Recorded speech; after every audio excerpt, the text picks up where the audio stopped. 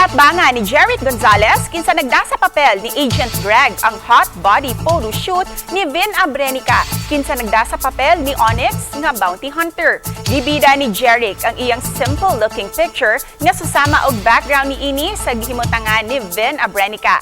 Taliwa sa iyang pagka-simple, giday kini sa mga kapuso netizen kay daw #cutie look on summer ang iyang dalit. Og sa nagpadayong eksena sa Mga Lihim Ni Urduja, adunay pagduda ang magsoong crystal ug gem nga adunay bowl o kakunsabo si Onyx sa usa sa mga miyembro sa Team Urduja. Hinungdan nga nakasud ug natultolan sa mga kontra ang ilang hideout. Samtang nasakpan usab sa magsoong gem ug crystal ang miyembro nga kakunsabo ni Onyx.